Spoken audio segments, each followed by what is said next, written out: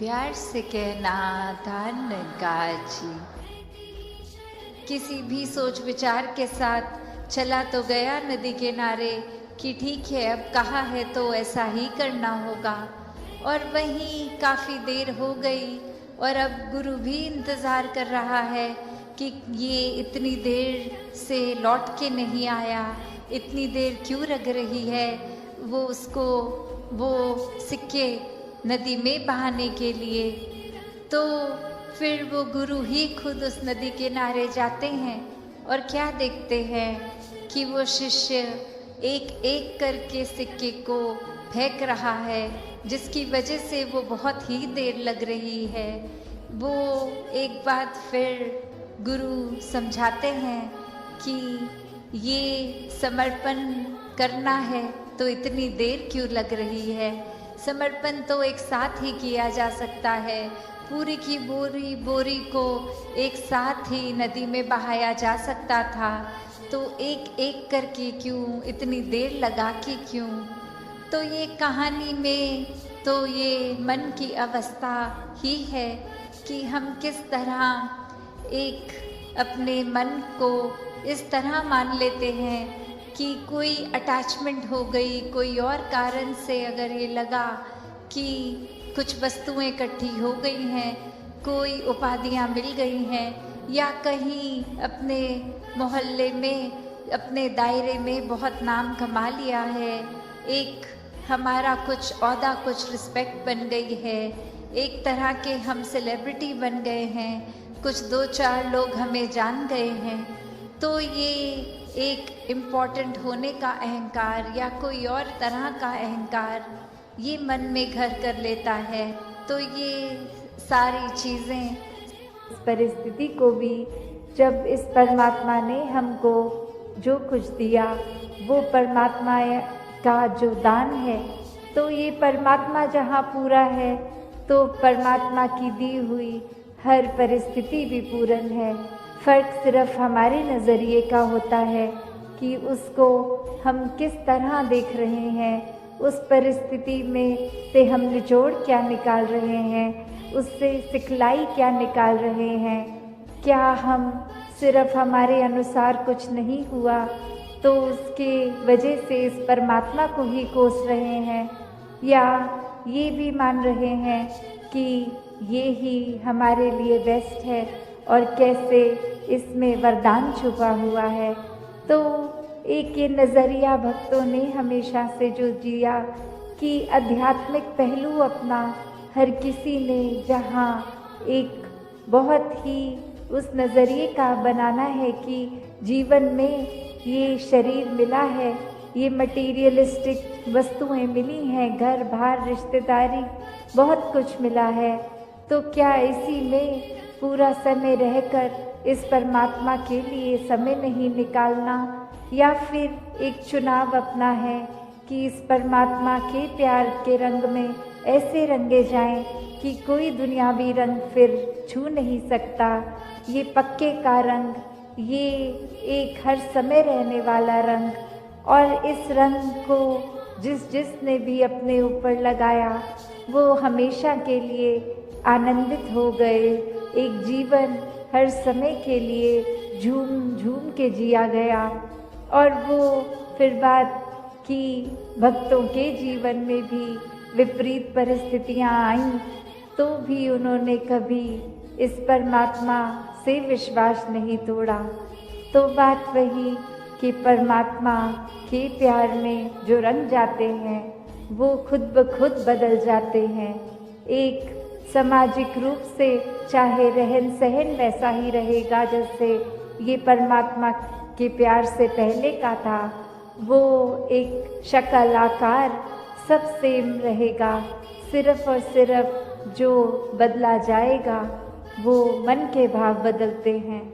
तो ऐसा ही बदलाव हर किसी के जीवन में मुबारक बदलाव होता है कि ये एक संसार में जितने भी अलग अलग प्रकार के चाहे इंसानों के साथ मुलाकात होनी, और वो एक अलग अलग कल्चर बैकग्राउंड, दिखने में अलग, खान पान अलग, सब तरह से वो एक डाइवर्सिटी रूप, और कैसे वो होने के बावजूद भी सब परमात्मा के साथ जो एकत्व के बंधन में हैं, तो हर एक को एक दूसरे में परमात्मा ही नज़र आता है।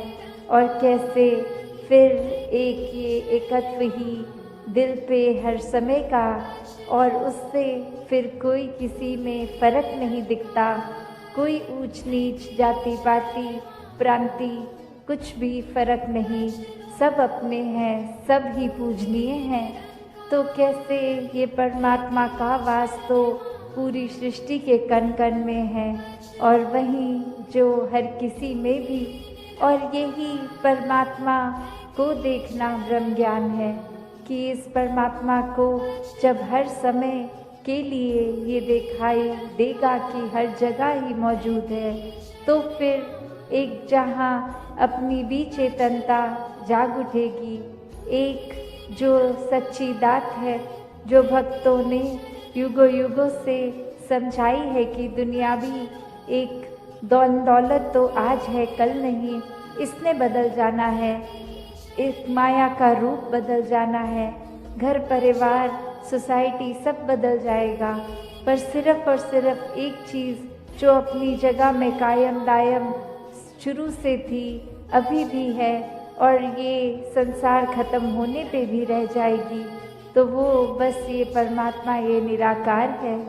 तो इस निराकार को पहचान के जीवन में जहाँ फिर वो समझ भी आ जाती है कि जो कुछ इस निराकार ने दिया है उसका सदुपयोग ही करना है, किसी के नुकसान का कारण अपने आप को या किसी वस्तु को नहीं बनाना, मन में भाव हर किसी के लिए एक शुद्ध विचार रखते हुए हर किसी के लिए फिर वो मन से एक दुआ अरदास कि ये जहाँ किसी के घर में जीवन में एक स्वास्थ्य रूप किसी भी तरह का एक नुकसान हो रहा है, तो वो भी एक भक्तों का दिल तो इस तरह पिघलता है, किसी को देखकर ठीक नहीं है तो उनसे ज़्यादा उनका दर्द भक्त समझते हैं। तो कैसे ऐसे वाले जीवन को मुबारकबाद जीवन कहा जाता है। ये एक परोपकारी जीवन होता है, अपने लिए सेल्फ सेंटर्ड होके, सेल्फिश होके, ये अपने ऊपर केंद्रित नहीं, पूरे संसार की भलाई के लिए भक्त अपना जीवन लगा देते हैं, पूरी ह्यूमैनिटी, पूरी मानवता के लिए ये संसार में आकर। तो कैसे जहाँ एक मन में भी भाव होते हैं कि ये एक समान अगर नहीं भी कोई दिख रहा पर सब ही एक है, तो भाव वही कि भक्तों ने युगों से ये जो संदेश दिया है कि कैसे इस परमात्मा को जानकर फिर अपने जीवन में बदलाव आ सकता है, ये जीवन बहुत ही सहज जिया जा सकता है, ये मन एक स्थिर करके हर समय रखा जा सकता है। इस स्थिर के साथ नाता जोड़ लिया तो मन भी स्थिर। ये एक दुनियावी आंधियाँ आती भी हैं अगर, तो वो कुछ पीस ऑफ माइंड, ये चैन और सुकून दूर नहीं कर सकती। फिर तो हर किसी एक अवस्था में ही लगता है कि ये बहुत ही अच्छा समय निकल रहा है, अगर कुछ है भी तो ये परमात्मा ने बहुत जल्दी काट देना है। तो कैसे एक जीवन में या धूप के समय ज़मीन पे वो चाबुक की परछाई को ही देख लेंगे, वो समझ जाएंगे कि दौड़ना है। उसी तरह हम अगर सत्संग में आ रहे हैं तो हम किस तरह के वो अपने मन की अवस्था से आ रहे हैं। क्या ये सत्संग आ रहे हैं तो आपसी सिर्फ एक संतों से मेल मिलाप करके बातचीत करके ही घर जा रहे हैं, या फिर कुछ भी एक पुकारा जा रहा है, जो संदेश दिया जा रहा है वो चाहे पहले घोड़े की तरह जिसको हर समय चाबुक मारो तो कोई असर नहीं, वही सत्संग में आते हैं, इधर उधर ध्यान अपना रखते हैं, मूल जो संदेश दिया जा रहा है उस पे ध्यान नहीं देते, फोन से फोटोएं खींच के इधर उधर की बातें करके घर चले जाते हैं। या फिर दूसरी कैटेगरी में जहाँ कभी कभी एक वो संदेश सुनाई दिया, उसको ध्यान से सुना, कुछ देर तो उस पे चला, फिर रुक गए। तो सिर्फ सत्संग के दौरान ही हमने एक अपनी अच्छाई नहीं बाहर लानी, सिर्फ आपसी एक सहयोग करते हुए, एक को एग्जिस्ट करते हुए सिर्फ सत्संग के दौरान नहीं, आगे के जीवन भर के लिए वो संदेश, वो भाव मन में एक मन को तब्दीली करके रखना है कि यहाँ तो हम आराम से दूसरे को भी पहल दे देंगे, सत्संग में तो हम अपना स्थान छोड़ के दूसरों को भी बैठा देंगे, पर क्या आगे बस में, ट्रेन में भी क्या हम ऐसा करते हैं कि नहीं करते? किस तरह एक वो रूप, फिर वो तीसरा एग्जाम्पल जिसको सिर्फ आवाज़ ही उस चाबुक की सुनती थी तो वो उतने में ही भाग लेता था, कि किस तरह एक आवाज़ जब हम सत्संग में भी सुनते हैं, कुछ भी संदेश जहाँ जो इतने अनमोल जीवन को परिवर्तित करने के हैं, वो क्या हम संदेश सिर्फ अपने कान तक ही रख रहे हैं या जीवन में उतार के औरों के कानों तक भी वो संदेश पहुंचा रहे हैं, अपने कर्मों द्वारा दूसरों तक भी क्या वो संदेश जा रहा है? और चौथी फिर वो अवस्था जिस घोड़े को फिर चाबुक ना मारने की ज़रूरत है, ना वो चाबुक की आवाज़ सुनने की, सिर्फ वो दिखाना कि ये परमात्मा इस निराकार से इस कदर जुड़े हुए कि कहीं पे भी हों, बस एक इशारा ये जब याद आ जाता है, ये परमात्मा, ये निराकार याद आ जाता है, तो ही हर समय इसी के लिए लगन में लगे रहते हैं। कभी ये परमात्मा भूलता भी है तो कैसे फिर उसी इशारे से खुद को जोड़कर इस निराकार के साथ अपने दिल की तार मिला के इसके रंग में रंग कर अपनी भक्ति को पूरा पूरा दिन इस रूप में कर सकते हैं। क्योंकि भक्ति तो कुछ घंटों की एक नहीं होती, एक भक्त तो पूरे दिन का भक्त है, पूरे जिंदगी का भक्त है। जिस प्रकार कोई स्टूडेंट होता है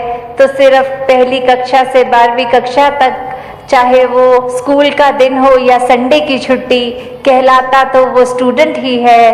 तो वो इसलिए नहीं कि सिर्फ स्कूल की बिल्डिंग के अंदर है तो स्टूडेंट है, नहीं, जब वो अपने घर में भी खेल कूद कर रहा है तो भी स्टूडेंट है।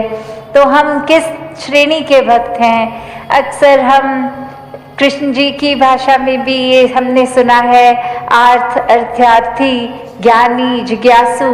तो जो ज्ञानी संत हैं उनको ही सबसे ऊंची एक श्रेणी दी गई है। और ये कहा गया है कि आर्थ और अर्थार्थी तो सिर्फ एक मटीरियलिस्टिक चीज़ों से ही जुड़े हैं, एक डर से जुड़े हैं कि भक्ति नहीं करेंगे तो ये नहीं प्राप्त होगा, या अपने शरीर, अपने आर्थिक एक सामाजिक रूप में ठीक जिंदगी चले इसलिए डर के भक्ति कर रहे हैं। और फिर एक जिज्ञासु कैटेगरी आती है जहाँ एक ये अंदर मन से कि ये परमात्मा क्या है, हम क्या है, हमारा इस परमात्मा को जानना क्यों ज़रूरी है, ये परमात्मा कहाँ है, ये कैसा है। जब वो श्रेणी आ जाती है, उसके बाद जब ब्रह्म ज्ञान की प्राप्ति हो जाती है तो वो उत्तम ज्ञानी भक्त, तो दातार कृपा करे हर एक पे कि हर कोई सिर्फ वो उस तरह का ही, हर समय का ही सेवक बना रहे, हर समय का ही भक्त बना रहे, हर समय का ही ब्रह्म ज्ञानी बना रहे। कुछ समय अपनी सुविधा अनुसार नहीं, 24 घंटे तो दासी और समय ना लेके तो करते हैं, पर उसके ही रंग में रंगे रहेंगे अगर हर समय, तो ये जो असली दात है, जिस तरह ये जगह का नाम भी हमीरपुर है, तो हम अमीर, तो कैसे एक ब्रह्म ज्ञान की दात जब मिल जाती है तो वो सच्ची अमीरी है। नहीं तो संसारिक ये माया ने तो आज टिकना है, कल नहीं टिकना। आज आध्यात्मिक रूप में हम कितने भी एक अमीर हो जाएंगे तो कल कोई स्थिति ऐसी आ सकती है कि वो धन दौलत हमसे छिन जाए। तो अगर ऐसा दुनियावी रूप है तो उतार चढ़ाव तो हर एक के जीवन में आने ही हैं। तो ऐसा संतों में क्या अलग होता है, उनके जीवन में भी दुख सुख आते हैं, पर फर्क यही कि संत हमेशा इस प्रभु परमात्मा को अपने मन में बसाते हैं तो कुछ समय के लिए नहीं, वो 24 घंटे पूरी जिंदगी के लिए परमात्मा दिल में बस जाता है। और जब ये परमात्मा दिल में होता है तो एक जीवन में कुछ भी घटता है, मन इस परमात्मा पे जो हमेशा एक स्थिर है, परमात्मा अपने स्थान से हिलता नहीं है। बाकी दुनिया की कोई भी चीज़ देख लें, पूरे ब्रह्मांड की, वो हिलता ही रहती है सब। तो कैसे ये परमात्मा, ये स्थिर पे जब हम मन टिका लेते हैं, इस स्थिर के साथ जुड़ के खुद भी स्थिर अवस्था प्राप्त कर लेते हैं, तो दुनियावी रूप पूरे दिनचर्या में कुछ भी होता रहे, मन डगमग नहीं करता। मन समय के और स्थिति के अनुसार बहुत ही अपने मन को डुबाता नहीं है। अगर बुरी एक घटना घट जाए या बहुत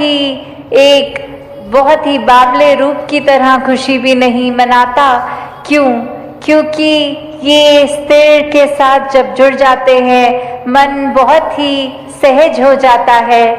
फिर एक गोइंग विद द फ्लो वाली बात आ जाती है कि कैसे ये परमात्मा ही जो हर चीज़ का करता है, जब मन इस पे टिका लिया, एक अपने आप को इसके हवाले कर दिया, तो फिर ये बात कि ये जो भी कर रहा है इसका किया सब पूर्ण, सब परफेक्ट एकदम है। तो फिर एक चिंता मन में उस रूप में नहीं आती। फिर यही बात कि जो ये कर रहा है इसी की रजा में राजी हैं हम। तो फिर एक कुछ भी हमें मन को खट्टा करने वाली बात नहीं लगती। कोई भी स्थिति एक ऐसी नहीं लगती कि ये परमात्मा ने जीवन में क्यों डाल दिया, या ये ऐसे करता परमात्मा तो ज़्यादा बेहतर होता। नहीं, भक्त तो हमेशा यही कहते हैं, तेरा भाना मीठा लागे, कि कैसे एक जीवन में कुछ भी है, ये चाहे खट्टा भी है तो भी मीठा लगता है। सिर्फ ये कोई एक एक्टिंग रूप नहीं है, ये भक्तों के मन की अवस्था है। तो अगर ऐसे मन की अवस्था हर कोई चाहता है कि हो, तो वो संभव है सिर्फ और सिर्फ इस ब्रह्म ज्ञान द्वारा।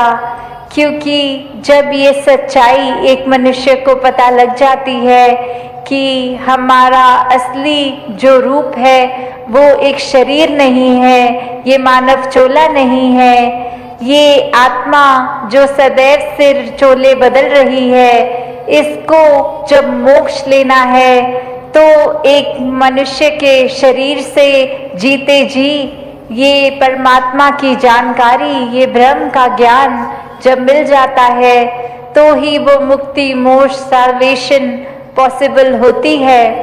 और अपने मन में सिर्फ ये जिज्ञासा लाना ही उस समय कि किस तरह हम कहाँ से आए हैं, कहाँ जाना है, और जीते जी किस तरह का जीवन निभाना है। जब ये एक जिज्ञासा लाकर ये ब्रह्म ज्ञान की दात मिल जाती है तो ही जीवन सफल हो जाता है।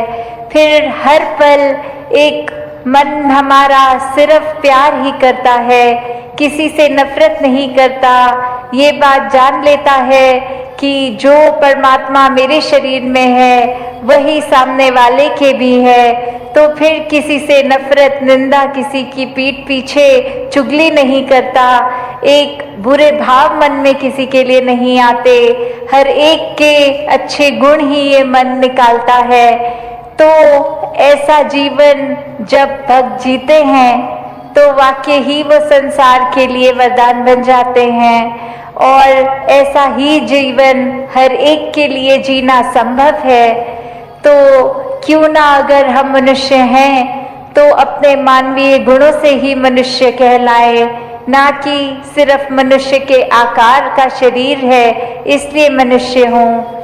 तो जब आज जैसे बात भी की जाती है कि आज वर्ल्ड एनवायरनमेंट डे है, किस तरह ये प्रकृति को भी, जो इस कादर की कुदरत है, इसको भी हर एक ने जहाँ निखारते चले जाना है।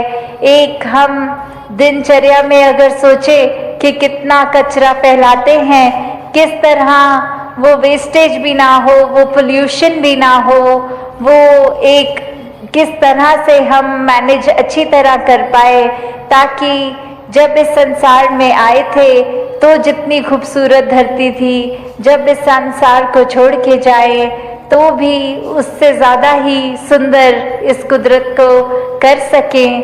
किस तरह हम अपना बिट, चाहे वो पानी, बिजली इत्यादि, जो भी हम एक अपने नीड के। आज सत्संग में जो पिछले कुछ घंटों से सभी हर महात्मा के एक वचनों पर, चाहे वो भजन रूप रहा हो, एक स्पीच का माध्यम रहा हो या कविताओं का, तो ये जो संदेश हर किसी ने दिया, तो वो संदेश यही कि मानव तन में आए हो तो इस जीवन को मोल इसका कर लो। इस जीवन में रहते रहते चाहे तन इंसान का लाए हो, एक वाकई ही मनुष्य बनकर जियो। और ये मनुष्य बन के जीने का अर्थ क्या है? ये बात वही कि पहले जो परमात्मा जिसने पूरी सृष्टि की रचना करी और इंसानों की भी, वहीं ये अपने कादर को जिसने बनाया है उसको जान के, ब्रह्म ज्ञान द्वारा इसको देखकर, इसको मन में बसा के फिर भक्ति में जीवन जीना है। हर समय इस निराकार के एहसास में रहना है, इस परमात्मा के एहसास में रहना है। और जितना ज़्यादा इस परमात्मा से हम मन का नाता, नज़दीकियत करेंगे, उतने ही मानवीय गुण जीवन में आते रहेंगे, उतना ही मन हमारा एक प्रेम विभोर होगा कि मन हमेशा प्यार के एहसास में रहेगा। हम स्वयं ही प्रेम बन जाएंगे तो औरों को भी प्रेम बांटना बहुत ही आसान हो जाएगा, क्योंकि फिर कोई एक्स्ट्रा एफर्ट, कोई कार्य नहीं करना पड़ेगा। बस खुद ही प्रेम बने तो हर एक के लिए मन में वो प्रेम का एक भाव रहेगा। किसी की कोई चाहे अच्छाई हो, बुराई हो, कोई कड़वे वचन तक बोल देता है तो संत हमेशा एक प्रेम से उसके साथ पेश आते हैं कि एक नज़रअंदाज वो गलतियों को करना, एक मन को अपने खराब नहीं करना क्योंकि किसी ने खराब भाषा का प्रयोग कर दिया। ऐसे अन्य रूप जो एक प्रेम माँ भक्ति का भी एक साधन, ये परमात्मा कि कैसे ये परमात्मा को प्यार करते चले जाएं, तो ही वाक्य में एक जीवन का हर समय भक्ति में करते चले जाएंगे। फिर अलग से कोई समय नहीं निर्धारित करना पड़ेगा कि दिन के इतने बजे से इतने बजे तो हम भक्ति करेंगे, बाकी समय तो हम व्यापार, पाठ, पूजा, एक और अन्य काम करेंगे। नहीं, हर समय की भक्ति करनी है, एक कुछ सीमित नहीं, क्योंकि जब एक हम भक्त हैं तो कुछ पलों के भक्त नहीं, हर समय के भक्त हैं। और सोते जागते, उठते बैठते, खाते पीते, कुछ भी करें, वो भक्ति का अपने आप रूप ले लेता है जब हर कार्य जो किया गया हो इस परमात्मा के एहसास में किया जाए। फिर अपने आसपास के दोस्तों, मित्रों के, घर परिवार के अंदर भी फिर हम चाहे एक रोज़ाना जिंदगी के ही कुछ पहलू क्यों नहीं बिता रहे हों, वो एक हमारे आचरण में जब प्यार है, हमारे मन में प्यार है, तो वो भी कार्य सेवा बन जाता है, भक्ति बन जाता है। तो कैसे एक भक्त है तो हर समय के भक्त बन के रहना है। फिर अगर कभी ना कभी किसी सिचुएशन में कुछ कभी गुस्सा या कोई और चीज भी आ रही है, तो कैसे उसको अपने ऊपर हावी नहीं होने देते भक्त। एक वो बात वैसी कि कोई चीज आई और छू कर चली गई, एक टच एंड गो वाली बात, तो कैसे उसको अगर कुछ हो भी रहा है तो उसको मन में नहीं बिठाना, मन में घर नहीं करने देना, बस उसी समय अपना ध्यान वापस इस निराकार में जोड़ लेंगे तो कैसे कोई भी विकार हावी नहीं होते और मन हमेशा ये प्यार में ही रहता है। और जैसे सत्संग के दौरान बार बार इसी प्यार का जिक्र हुआ कि एक परमात्मा का ही रूप हो जाते हैं जो प्यार करते हैं, एक लव इज गॉड वाली बात कि प्यार ही परमात्मा है। और कैसे एक फिर बात वही कि उदाहरण के तौर पे एक कहानी कि एक इंसान अपने बहुत सालों क्या एक विद्वान बनकर कोई भी उसने ऐसी कोई किताब, चाहे वो एक आध्यात्मिक किताब हो या दुनियावी किताब हो, कोई भी किताब ऐसी छोड़ी नहीं जिससे एक मन का विकास होगा, बुद्धि का विकास होगा, एक आध्यात्मिक विकास होगा। पर बात वही कि परमात्मा जीवन में नहीं। और कैसे फिर वो एक संत के पास जाके यही बात कि एक परमात्मा को एक जानना चाहते हैं और आगे से वो संत का एक ही सवाल कि क्या आपने अपने जीवन में प्रेम अनुभव किया है या क्या आपने किसी से भी कभी किसी रूप में प्रेम किया है। और बात वही कि वो इंसान आगे से जवाब में कह रहा है कि प्रेम के ऊपर तो बहुत किताबें भी पढ़ ली हैं, इस परमात्मा के ऊपर भी बहुत अध्ययन किया है। तो फिर उस संत का फिर से वही प्रश्न कि जीवन में प्रेम है कि नहीं है। तो बात वही कि इसमें चाहे कहानी के एक एसेंस तो यही कि बार बार जब उस संत द्वारा ये इंडिकेशन, ये इशारा प्रेम की ओर ही आता है कि जब परमात्मा तक पहुंचना है तो साधन प्रेम ही है। तो कैसे एक प्रेम करेंगे वही परमात्मा है। तो बात इतनी कि जब परमात्मा को बिना जाने बिना देखे इस परमात्मा से प्रेम नहीं हो सकता। उसी प्रकार जैसे अगर हम सोचें कि हम किसी के प्रति उसको प्रेम करेंगे, कोई अनजान है, तो जब तक एक इंट्रोडक्शन नहीं होती, पहचान नहीं होती, तब तक कोई उससे हम बात नहीं कर पाते। और कोई अगर स्ट्रेंजर भी हो, कोई अजनबी भी हो, तो भी एक पोलाइटनेस के साथ तो उसके साथ व्यवहार, चाहे बस में चलते हुए कहीं और कोई आ जाता है सामने, तो वो कुछ पलों के लिए एक आदर सत्कार, अपनी सीट भी छोड़ देंगे उसको बिठाने के लिए। पर ये भी असली मायने में एक प्रेम नहीं, सिर्फ वो समय में एक अच्छाई का रूप तो जरूर है। तो कैसे हर समय का प्रेम मन में बसे कि फिर जब ये स्थिति हो कि कोई जाना हो या कोई अजनबी हो, कैसे सिर्फ अच्छाई तक सीमित ना हो, प्रेम से उसके साथ पेश आना हो। तो बात वही कि हर एक जीवन में जो भी चीज होती है वो परमात्मा से ही शुरू होती है और परमात्मा में ही वो चलती है। तो कोई भी बात के आधार को अगर हम परमात्मा इस निराकार को बनाएंगे तो वहाँ हर एक से प्रेम करना संभव होता है, क्योंकि उससे प्रेम हो गया जो हर किसी में है, कण कण में है, पत्ते पत्ते में है, पूरे ब्रह्मांड में है। तो जब इस परमात्मा से ही प्यार है तो हर किसी से प्यार है। फिर कुछ दिमाग सौदेबाजी नहीं करता, वो एक हम अपने अगर परमात्मा से कोई प्रार्थना भी की हो उसमें भी चतुर चालाकियां नहीं, सिर्फ और सिर्फ यही कि जो परमात्मा दे रहा है उसकी संभाल हम कर पाएं। जो परमात्मा ने दिया है वो चाहे एक शरीर की पीड़ा भी क्यों ना हो उसको भी कैसे एक वरदान मानना है। तो कैसे हर किसी चीज में जब परमात्मा को देख लेते हैं तो जीवन बहुत ही सहज हो जाता है। हर समय फिर बस इस परमात्मा में मन लीन होता है। दुनियावी कार्य भी एक शरीर रूप कर चलते जाते हैं, पर मन इसी परमात्मा में होता है, इसी के प्यार में होता है। और फिर जब प्यार है तो फिर पूरे संसार तक फिर वो प्यार पहुंचता है।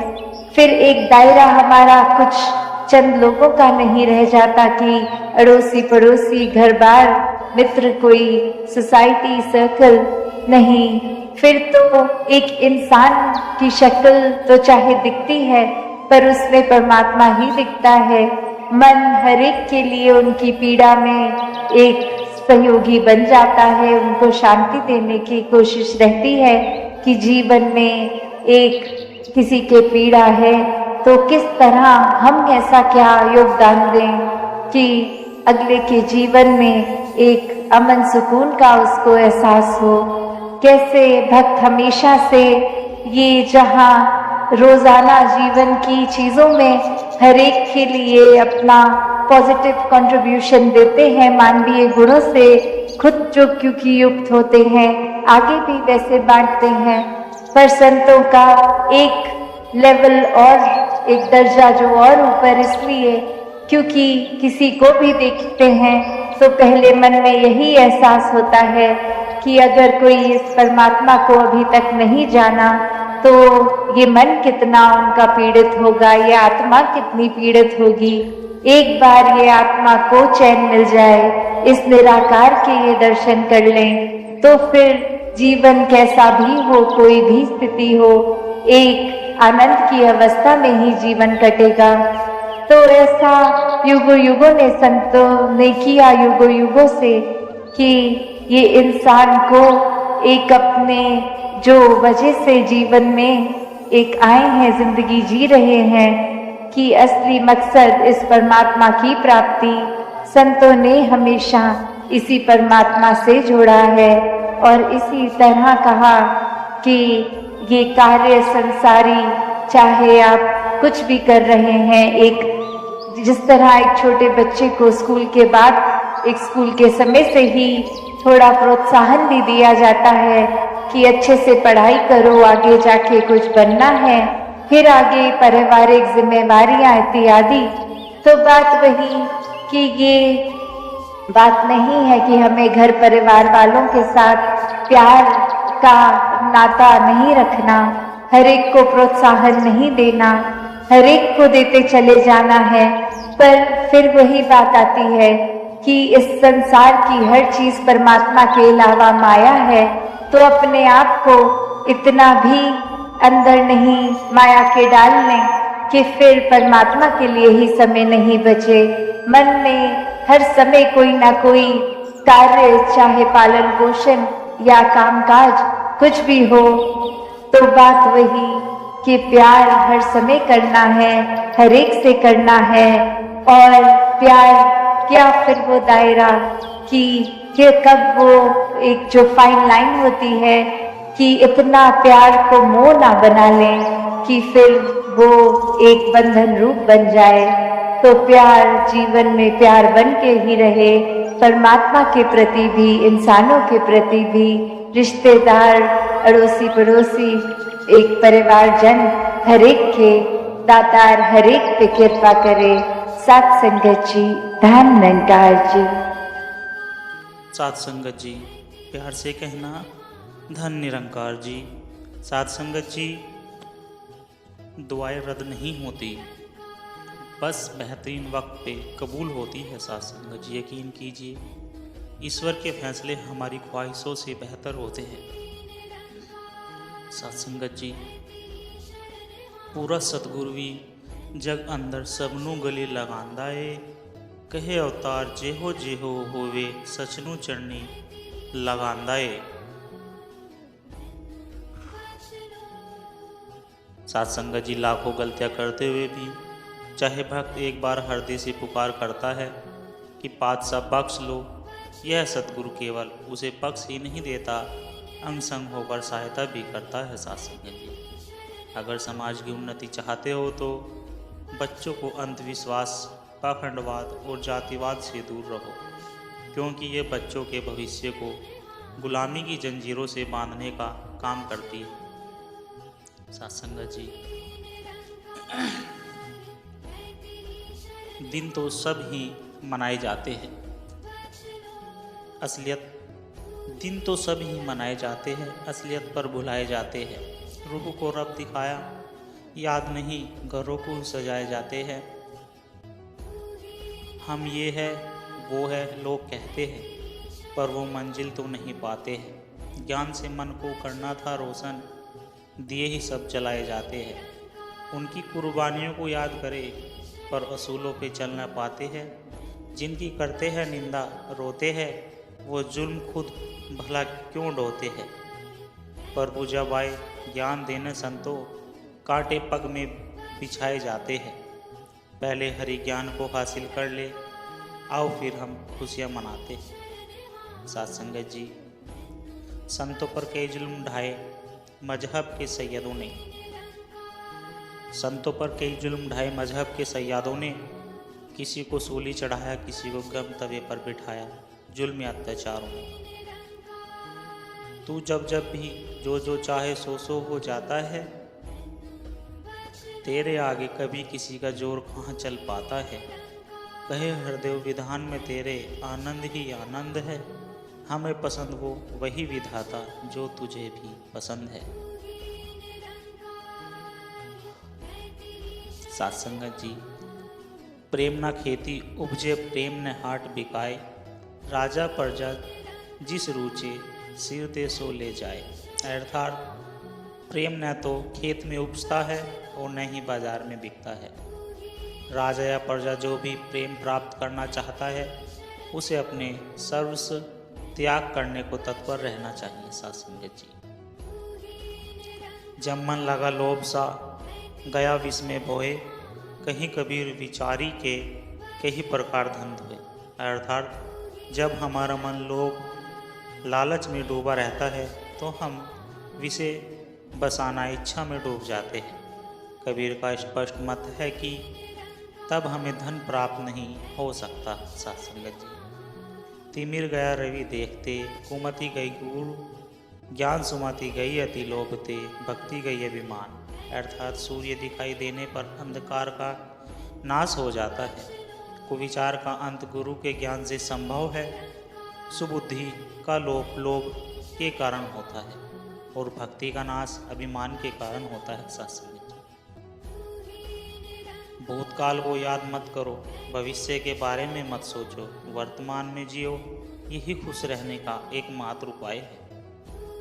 एक मजबूत सकारात्मक मानसिक दृष्टिकोण किसी भी दबाव की तुलना में अधिक चमत्कार पैदा करेगा। साथ संगत जी, जब तक खुद से भूख नहीं लगती, भोजन का स्वाद नहीं आए, जब तक मन में प्रभु मिलन की भूख प्यास तड़प नहीं होती, परमात्मा की दिव्य अनुभूति नहीं होती। साथ संगत जी, मौत को जिसने भी करीब से देखा है, महसूस किया कि वो निडर हुआ है, बेफिक्र हुआ, क्योंकि मृत्यु अटल सत्य है, इससे कोई नहीं बच सकता। दास ने भी कई बार करीब से मौत का अनुभव किया है। साथ संगत जी, कुछ दास के साथ घटी घटनाओं का जिक्र करना चाहे। एक बार दास सड़क पार कर रहा था, गलत दिशा में एक बाइक सवार तेज रफ्तार से आ रहा था। साथ संगत जी, और उसकी बाइक दास के पैर को छूकर रुक गई। एक पल के लिए दास हैरान हो गया कि इतनी तेज बाइक आ रही थी, और अचानक उसने ब्रेक मारी, गाड़ी रुक गई। पैर को टच करके दास को कुछ नहीं हुआ। साथ संगत जी, एक बार छत से उतरते समय सीढ़ियों पर बैलेंस बिगड़ गया, और 2 सीढ़ी के नीचे आते ही ऐसा लगा जैसे किसी ने पकड़कर जगह पर रोक दिया, वरना आगे खुली सीढ़ी थी, सीधा छत के नीचे आ जाता। साथ संगत जी, एक बार मोड़ के पास स्कूटी सामने से आ रही थी। ऑटो से टकराते हुए बाल बाल बची और सभी सवारियां सारी घटनाएं हैं। इन सब घटनाओं से दास को यह अनुभव हुआ कि गुरु निरंकार साथ चलता है। सत्संग जी, गुरु सिख की हमेशा रक्षा करता है। जाके राखो साइया मार सके ना कोई, बाल न बाका कर सके जग वैरी होए। सत्संग जी, तू ही है एक निराला, सबका तू है मतवाला। नहीं है जिसका दिल काला, उसका जीवन हो उजाला। तू सबका करता है भला, सतगुरु का बन जा तू चेला। सत्संग जी, गर्मी का मौसम, तब लंबा सफ़र हो, धूप हो, गर्म लू चल रही हो, उस समय कोई इंसान प्यास से तड़प रहा हो, कोई 1000 रुपये भी उसको दे और कहे 1 मील और चल लो, वह कहेगा नहीं पानी। जब तक ऐसी तड़प मालिक से मिलने की न हो जाए, दरवाज़ा नहीं खुलता। सत्संग जी, रहमत भरी नज़रों से, रहमत भरी जो नज़र आपने हमारी तरफ की, हमको लगा जैसे हमें दुनिया की हर खुशी मिल गई। तमन्ना बाकी नहीं है अब कुछ और देखने की मेरे सतगुरु जी, आपके चरणों में हमें जन्नत की झलक मिल गई। सत्संग जी, अपने आने वाले कल में संभावना देखिए, कठिनाइयाँ नहीं, सफलता का अधिकार है, सकारात्मक सोच और निरंतर प्रयास। सत्संग जी, हमारा विश्वास पहाड़ को भी खिसका सकता है और हमारा शक पहाड़ खड़ा भी कर सकता है। सत्संग जी, जहाँ प्रेम होता है वहाँ सागर बहता है, निरंकार भी वहीं बसता है और वहाँ रिश्ते भी अपने आप बन जाते हैं। ये प्रेम ही तो है जो हम सब आपस में एक दूसरे को रोज़ याद करते हैं, क्योंकि इंसान के जीवन में प्रेम इस सतगुरु की देन है। अतः प्रेम से बढ़कर कुछ भी नहीं। सत्संग जी, श्री अष्टवक्र गीता श्लोक 63 अध्याय 18। अज्ञानी की दृष्टि सदा भाव या अभाव में लगी रहती है, पर धीर पुरुष तो दृश्य को देखते रहने पर भी आत्मस्वरूप को देखने के कारण कुछ नहीं देखता। संत कहते हैं सत्संग जी, बोलना चांदी है, मौन रहना सोना, लेकिन सही समय पर बोलना हीरा मोती है। सत्संग जी, संपूर्ण हरदेव वाणी शब्द संख्या 152। अन्य ग्रहों की जब तुलना भी धरती से की जाती है, धरती से सुंदर कोई भी चीज नजर न आती है। नदियाँ, झरने, ऊंचे पर्वत, सहारा और समुंदर है, इस धरती का जर्रा जर्रा लगता कितना सुंदर है। इंसानों के लिए प्रभु ने धरती सकल बनाई है अफसोस मगर इंसान को कदर ने इसकी आई है। जन्म लिया है धरती पर तो देन इसे कुछ दे पाता, काश इंसान धरा की सुंदर को और बढ़ाता। लेकिन देखो इंसानों को क्या क्या कर्म कमाते हैं, लूटपाट के इस धरती का रूप कुरूप बनाते हैं। मालिक दे तोहफी ये इंसान एक इंसान से ही इंसान बने, कहे हरदेव इस धरती के लिए ये इंसान सदा वरदान बने। सत्संग जी, बड़े प्यार के साथ बोलना जी, धन निरंकार जी।